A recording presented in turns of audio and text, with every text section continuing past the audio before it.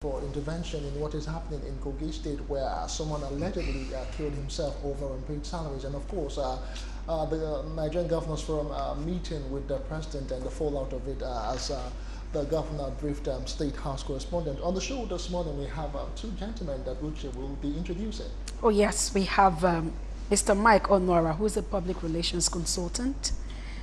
Welcome, sir. And of course, we also have Mr. Joe Nwokedi, a legal practitioner. Good morning and welcome to Galaxy Today. Good morning, viewers. It's my pleasure. Okay. Gentlemen, many thanks for being a part of the show this morning. Let us talk about Nigerian workers. It is really, really disheartening when labor is being put into with all might, with all vigorous. At the end of the day, you don't get the reward for your labor, and it's been persistent for a long time, not just in one particular state, but in several states of the nation. What does this really tell us as a people in the wake of the governors calling for the Paris Club reform, the next tranche? Honora. Yeah, thank you, Justin. I think what is going on is really, really embarrassing, to say the least. Now, whichever way you look at it, payment of workers' wages is both a legal, moral, and human rights obligation. We can't run away from that. The International Labour Organization, in 1949, adopted the Protection of Wages Convention, and Nigeria ratified that convention.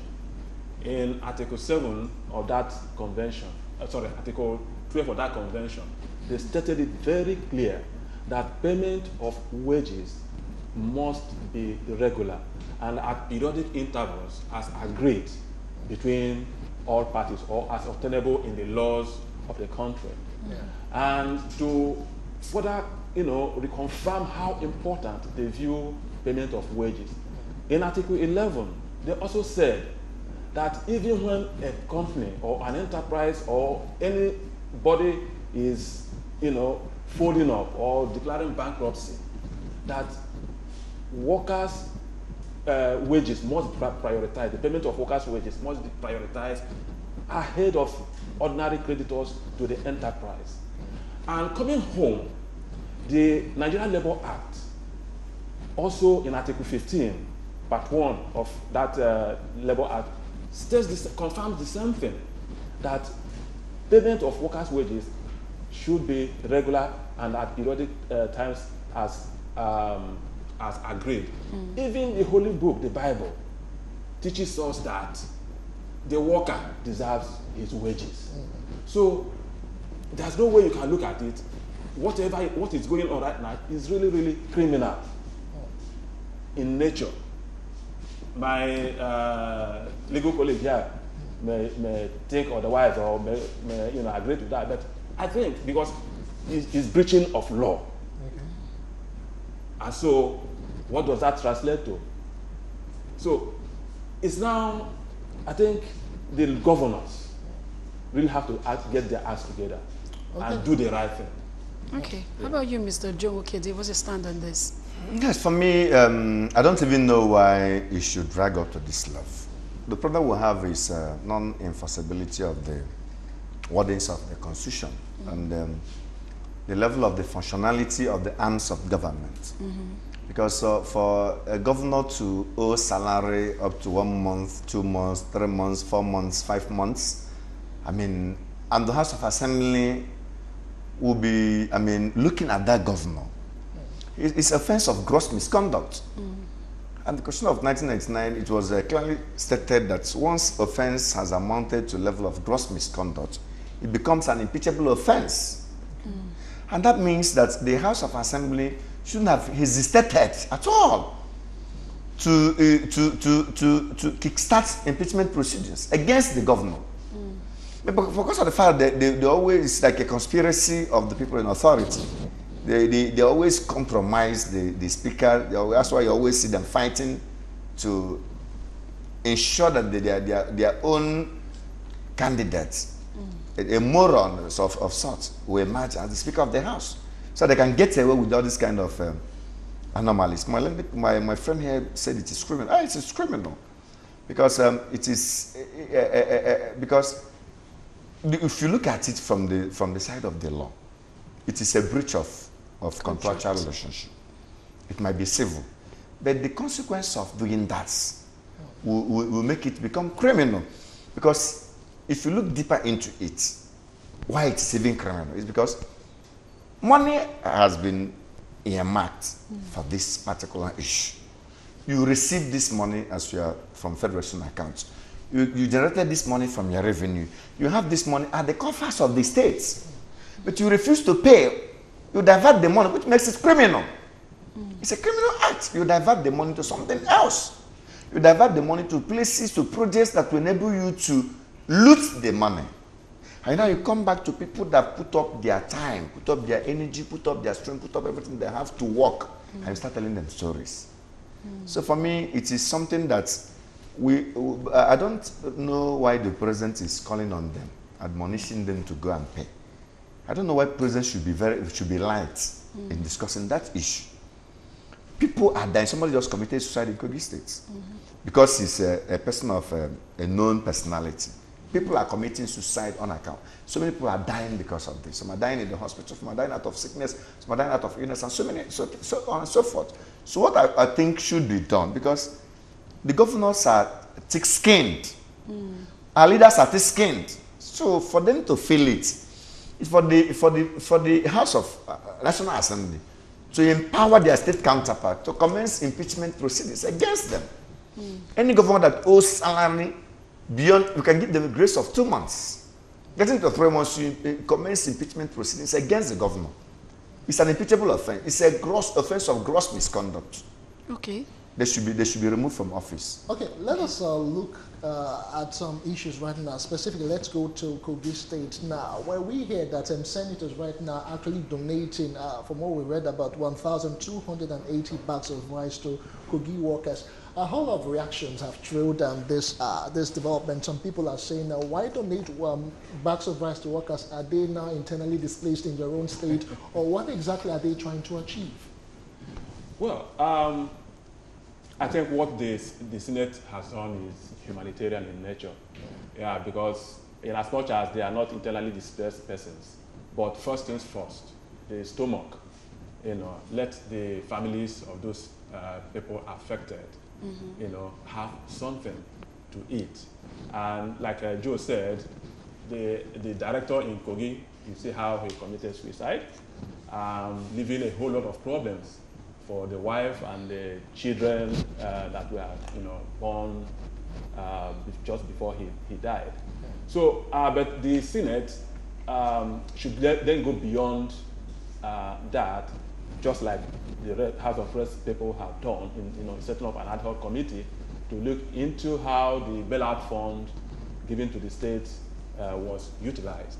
So I think both the Senate and the House of Reps should join hands to to go that route, because for the states to get money from the federal government, they got money from they got the bailout fund, they got the money from the Paris Club refund, and the CBN has also put in place measures for them to be able to access or to access loans from banks, or at very reasonable rates, to enable them to be paying salaries in a sustainable manner. So they should be able to tap into it.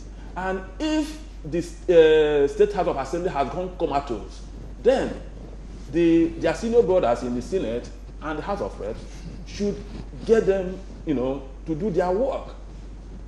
So I think they should go beyond giving them food to satisfy their stomach. Yeah.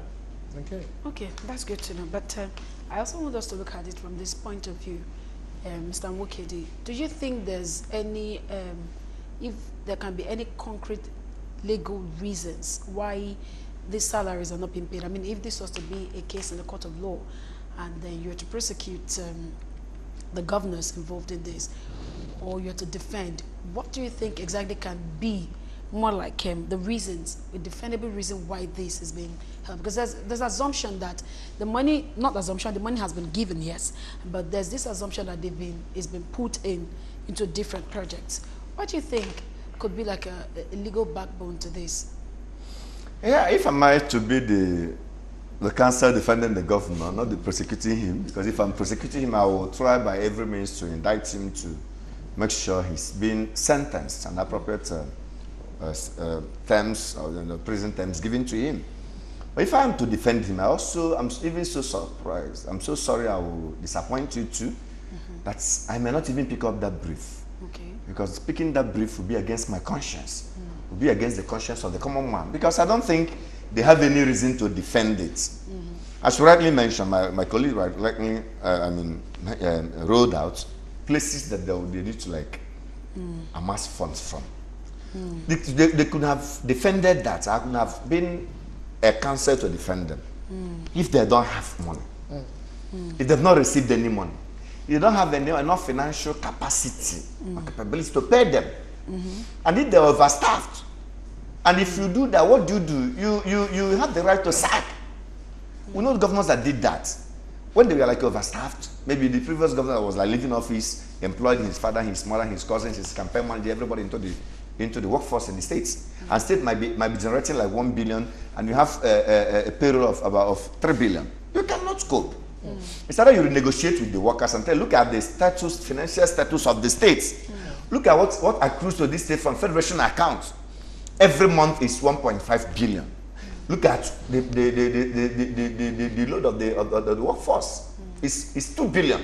So how do I take care of other recurring expenditure? It's either we downsize or we cut down the pay. You negotiate with them. If they look at it and say, okay, we are going to cut down, we see corporate bodies doing that. We are going to move down our salaries to so and so for me to be able to pay. Or I'll sack and pay the ones that we can return their services.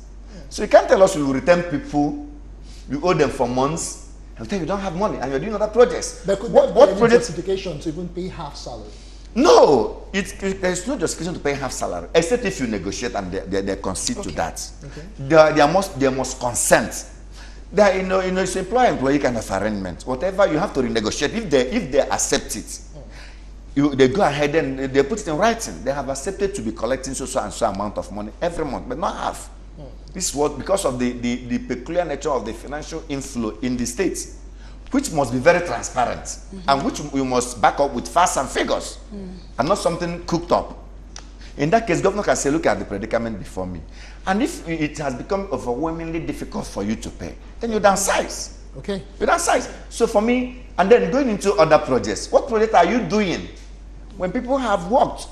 My friend said it's a natural right. It's human right. We call it human rights. It's not even only human right. It's natural right. It's natural that once somebody has worked, you give him the wages for his work. Okay.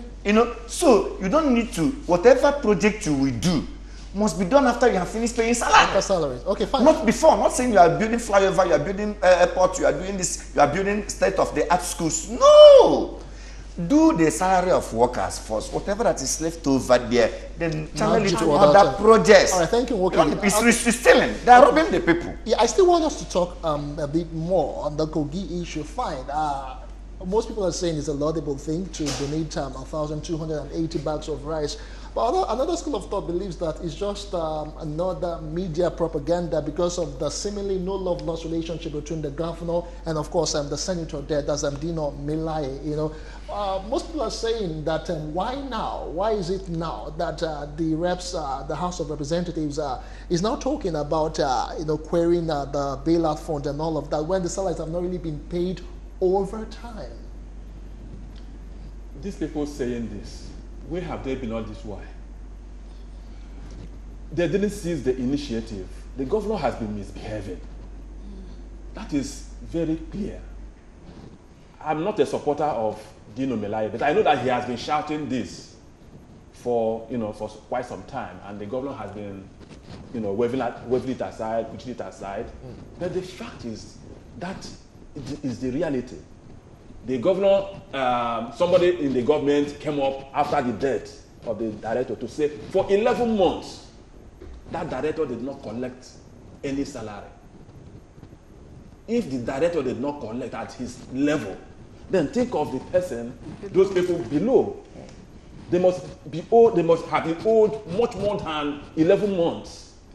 And if the House of Reps, if the Senate is not coming to the rescue, they should not be begrudged. But like you have said, the right things need to be done. The state in particular, Kogi, need to look inwards. What I find is that some of these governors, they are quite lazy. They prefer to be going hand in cap to the federal government. They are sitting on resources. They are sitting on resources not tapped. For instance, a Ebonyi State government, you know, let me still give that as an example. Whenever the Southeast governors meet, they are the only state in the East, they say that they are not ready for restructuring, that they cannot exist without going to federal government to collect funds. And that is, I find it very embarrassing because Ebonyi State is endowed with a lot of natural resources, arable land. They can feed this country, you know, by, you know, with rice. They have quarry, which is a natural resource. They have salt. Limestone. If they tap those, Ebonyi State will be one of the richest states in this country. Yes. But they don't do that. And the same applies to a lot of the states. They should start looking inwards and see what they can generate from their states. And not waiting, you know, for bailout from the federal government each time, not waiting for petroleum money from petroleum products to be shared to the states, money from VAT. No, let them do their own work. Okay, so fine. It's laziness. All right, let's take the conversation. We have Arojo Oluwaseun, who is